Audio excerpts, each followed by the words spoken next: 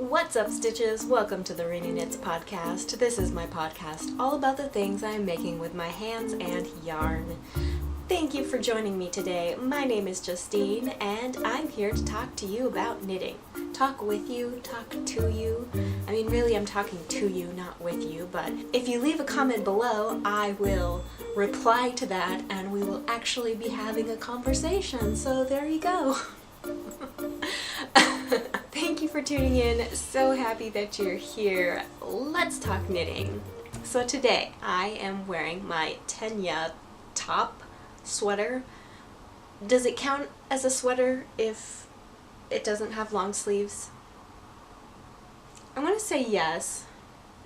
Let's go with Tenya sweater because that's what I'm automatically going to say. Tenya sweater by Kaylin Hunter. I believe I knit this out of Sweet Georgia fibers in their Tough Love sock base. Yeah, it is finally cool enough for me to be comfortable wearing this. I was wearing my knitwear and uncomfortable when it was a little bit warmer, but it's October and it feels like fall. We're having a very dark and stormy day today. Well, we had a dark and stormy morning this morning, and it's kind of letting up a little bit now, but it still feels very cozy and fall-like, and I'm there. I fought the onset of fall a little bit, only because I spent my summers... Ooh, speaking of, my lighting is getting much darker. Let's brighten things up a little bit. That was getting a little tiny bit too dreary. Excuse me while I mess with my settings. I did figure this all out before I started filming. That's getting a little bit darker here. Anyway, you don't care about the technical aspect of this podcast. You care about the knitting aspect, and I was talking about the weather, which maybe you don't want to hear about anyway. Oh, I remember. So yeah, I spent the summer in Alaska where it was cold and we had to bundle up most days. We had like 2 days of nice weather, so I think that was it. I think the 2 months that I spent being chilly, I kind of missed the 2 months where everybody else was happy about being warm, and came back in August, September when everybody was over summer and wanted to move on to fall. Unnecessary explanations all over the place here. So back to my point. I am enjoying this fall weather that we're having. So on that note, I will go into my first finished object. This is... Oh no, I looked it up. Wait. This is a Snood kit, I think that's what they call it, from Stitch and Story. They sent it to me as part of a brand rep package, and it is called the MATEUSZ. Okay, let's wait. I was practicing it. Let's listen to how they pronounce it on the internet. MATEUSZ. The MATEUSZ Snood, which I'm 90% sure that I cut this out of my last podcast, but I had a whole thing about wondering where the MATEUSZ, which I completely mispronounced last week, yeah, right, in your dreams last week, in my dreams, not your... I'm sure you don't dream about me recording weekly podcasts, but in my dreams, because I would love to record weekly podcasts, but I just can't seem to get it together. So bi-monthly is what we're going for. If I can get 2 podcasts out in a month, I will be a happy camper. I was going on and on last time about this Snood's name and where it came from, and I was speculating that it was some fancy European ski resort No, Mateusz is a Polish name, equivalent to like Matthew. So for all my Polish family out there, Mateusz, I'm practicing Mateusz, trying to pronounce it correctly.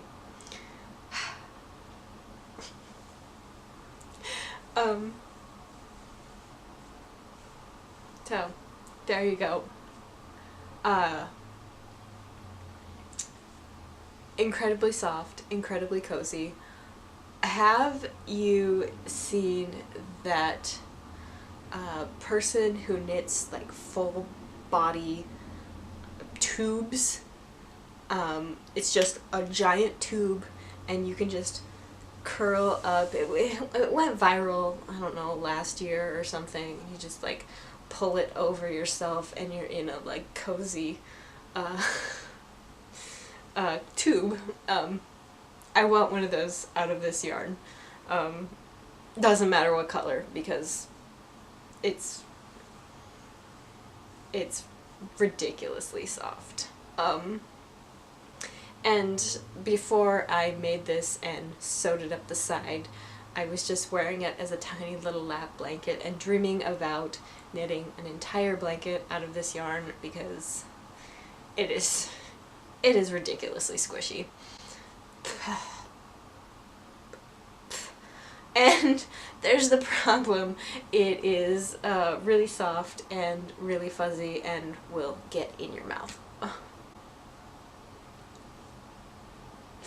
Don't ever ask me to sell anything for you. I never wear red. It's not a color that I go for. This is their Empress Coral colorway, and it doesn't actually look that bad with this top. So I'll leave it on. I'm kind of chilly. If you haven't noticed, I am working without show notes. I just decided, what the heck, record a podcast, what's the worst that could happen? So if I forget to say something, all my projects are over on my Ravelry page. The link will be below and you can go check that out. I almost always list my needle size, the yarn I used, and I put a few notes in there about each project. So if you're wondering about anything, go to Ravelry or ask me. I don't mind. My next project, which I had my ugly sock blockers. I call this my ugly sock blocker because I made it myself. And the wire I used was not stiff enough, so it's a mess, but it does the job. I finished one sock. This is the Impossibly Possible sock pattern. I can't remember the author. Show notes. But I knit this in a Nano Stitch Lab sock set. This is their Woman of Wonder sock set. So I love a good Wonder Woman reference. So yeah, pretty happy with how these turned out. They are a little bit hard to get on, so I did not do a heel flap and gusset. I did a Fish Lips Kiss heel, and the pattern calls for a heel flap and gusset, so they are a little bit awkward to get on. You kind of have to I kind of have to tug on them a little bit in order to get them on, but once they're on, they fit pretty well. Even though I totally messed up and the heel stitches, and I mentioned this the last time I talked about these, but the heel stitches are only on, let's see, there's 70 stitches total. The heel stitches are only on 30 of them, and this instep part has 40 stitches. And usually when I do heels, and I think what you're supposed to do is knit the heel flap on half the stitches. So doesn't seem to be too much of a problem. I mean, they're socks, they fit on my feet. What more can you ask? I don't have a sock recipe down. Like, some people know exactly how many stitches they use, what heel works best, and I don't knit enough socks for myself to know exactly how I like to knit socks. Most of the socks that I knit are gifts. And I have lost my sock mojo in the last year. But I'm super happy with these. The mosaic knit was really fun, and it actually didn't, like, the actual knitting time doesn't take too long. It's just the time that I spend away from these and the time that these spend in my little bag. So on my little project bag that was made by Little Fish Stitches and is one of the only project bags I own because I don't travel with my knitting that much. I don't travel all that much anyway, and I kind of, I don't know, knitting in public, it depends on what I'm doing. I knit on airplanes and I sometimes knit in the car, but most of the time when I'm knitting I'm on my couch, and that's where I get most of it done. So sometimes things are in project bags, other times things are sitting on the couch or the floor. But when I do use project bags, I use the two that I have. I was trying to do a Dos Equis thing there and it got away from me. What I'm trying to talk about is this little number right here. Haha, get it? Number? Because it's a row counter. It might be kind of hard to see, but it's got little dial thingies and you can count your rows on it. So I'm not super into the whole pin game because I don't really have any place to put enamel pins, but I thought this one was super cool. Oh yeah, it is an enamel pin with little rubber backings on it. So I think enamel pins are super cool. I just mostly don't want to fall down that rabbit hole, but I like the functionality of this one. So that's what's been helping, because every time I put this down I didn't want to pick it back up because I had no idea what row I was on. So keeping track and counting with this thing has been pretty cool. So yeah, that is Impossibly Possible. Okay, I don't want to admit this, but I cast on the second sock as soon, and it's in the middle of a row here, but cast it on as soon as I finished the other one, but only because I wanted to take a photo for Instagram. So that's pretty lame, but it's who I am. So yeah, there's that, and I'm pretty sure it was in the middle of a row because that's how I wanted the photo to look. So that's where I am with the second one. So there you go. There's the last time you're going to see that for another 2 months. Oh, and I have another project that I completely forgot about. So I mentioned last time that I was going to be working with Allie of Explorer Fibers and knitting a sample for her. So I decided that because I was going to probably be working on that sample a lot this month, I wasn't going to cast on any new projects that were going to get started and then put aside, and I did a pretty good job. I mean, I did finish those socks and I got a little bit of work done on another shawl, but then I got bored, like you do. So I cast on another cowl, and this is why we write show notes. Oh, I remember what this is. This is CHARADRIIFORMES. CHARADRIIFORMES is the order of birds that includes shorebirds like sandpipers, plovers, stilts, and anyway, shorebirds. Oh jeez. And this pattern is by Sara Burch. And right now it's little and just has waves on it, but eventually I will be doing a colorwork bird pattern, and it's super cute. So you just knit a long tube and then sew the ends together and you have a little cowl. So I started that. This is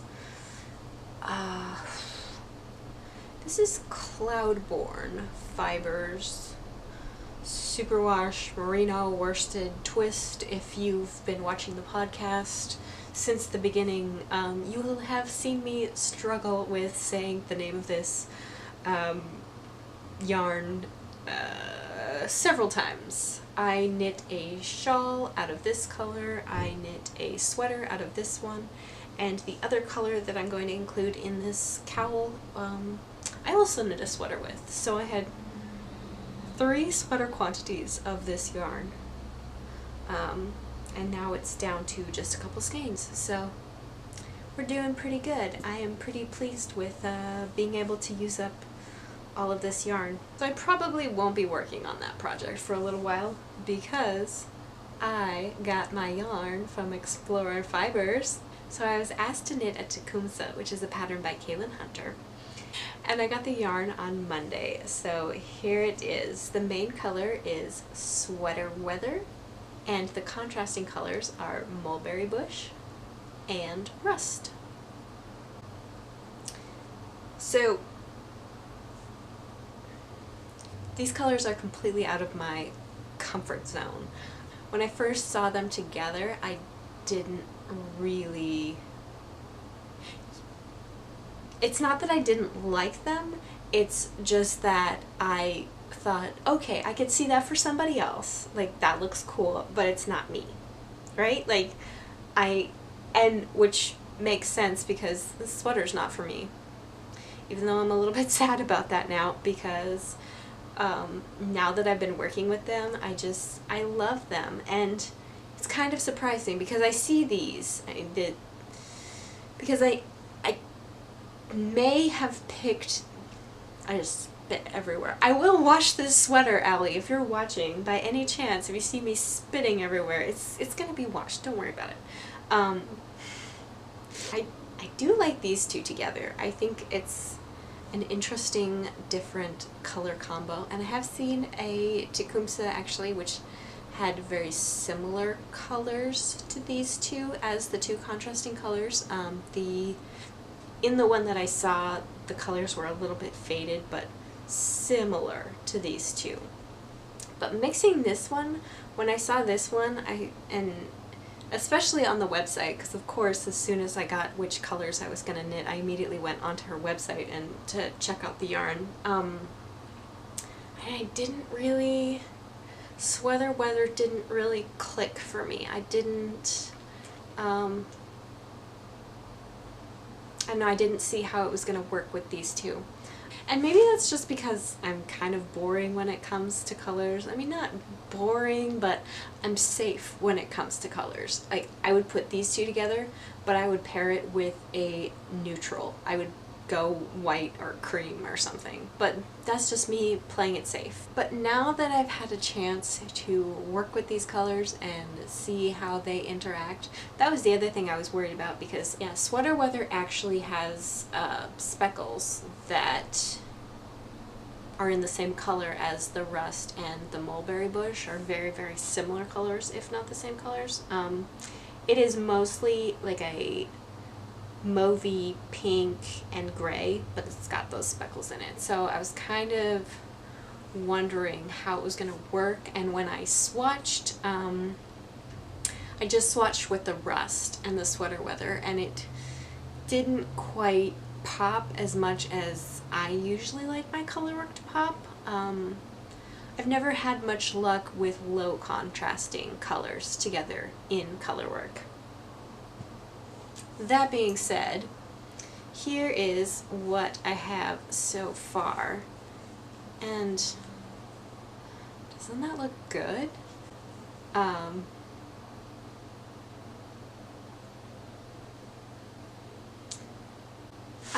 I just, it's kind of understated? Is that the word I want? I'm having trouble coming up with words. I just think it looks so good and unique and cool, and I'm so happy to be knitting it, and I'm happy to be knitting it in these colors because I would have never put them together, and I think I think that even if I had seen this as a finished object, I probably would have been like, that's cool, but not for me.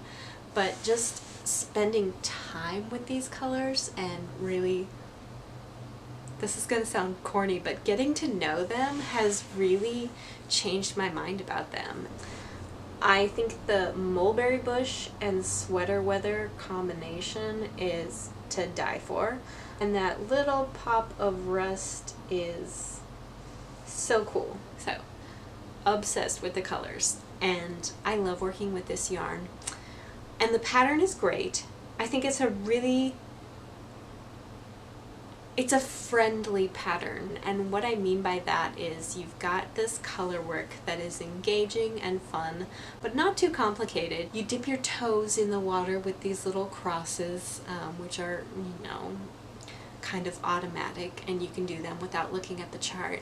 Then you get into this flag or feather part, and you've got a little bit more concentration happening, a little bit more, you have to be a little bit more attentive to what you're doing. And then you get these little stockinette breaks in between, which I think that's just genius to keep you engaged. And that's probably why, especially with this sweater, but most of Caitlin Hunter's sweaters, people say they just fly by. And I think that's a really good attention to detail that she has, where she really wants to make the knitting experience great. I could go on and on about Caitlin Hunter, but I won't. So yeah, that is that. Having said that, this is a sample knit, let me say first of all, and I probably wouldn't be as picky as I'm being if I were knitting this for myself, which I do plan on doing. I kind of want one of these for myself. But as this is a sample knit, I'm being extra picky about how this looks. So I've redone the crosses. So the first time I did the crosses, I didn't like the way they looked. I had some tension issues, so I ripped those out, and then I got to this section here, and after ripping out the crosses, I managed to put my stitch marker in the wrong place, so my stitch marker was not at the beginning of the row, so my stitch marker was not at the beginning of the row, it was kind of over here. So I started my flags, and long story short, I had to rip out the flags and reknit them. So I am hoping that this next color work section that I'm currently on is going to go a little bit more smoothly. That would be nice. I think I've figured it out and I've got it down, but you never know. So that is the Tecumseh, and it is brilliant. Brilliant colors, brilliant pattern. I love it. So these last couple weeks have really pushed me out of my color comfort zone, and not from anything that I did. I'm not pushing myself out there. I'm not choosing these colors. They just kind of fell into my lap, and once I started working with them, I really started appreciating different colors. Don't get me wrong, I am still 100% into the neutrals, the creams, the blues, the grays, but I think that's kind of neat to just get out of your comfort zone a little bit, color-wise, and yeah, try something new. You might just like it. And maybe it also doesn't hurt that it's October and it's the season for warm fall colors, and everything is kind of turning red and yellow, and I'm just kind of surrounded by it, and I don't hate it. So that's just something I've kind of been thinking about lately, and I'm really grateful that I can work with different people and yeah, working with different yarn and different colors that I may not have chosen myself has been a really, really great experience. And on that note, I am going to sign off. Thanks for watching, happy knitting, and I will see you later on this month. Bye! I forgot to talk about my weaving, and I'm really excited about my weaving. I bought a little frame loom from Oak and Ash on Etsy. It is a... oh, there it is. It is a Becca loom, and it looks like a frame loom. It's not together right now, and I'm not going to put it together, but I made a little thing. Oh, it's kind of like a little rug that sits on my table and hides the part of the paint that's chipping off of the table. Yeah, so not perfect, definitely has a lot of mistakes in it, but I'm really excited and I have had so much fun weaving. So hopefully there will be more weaving in the future and I won't forget to talk about it next time.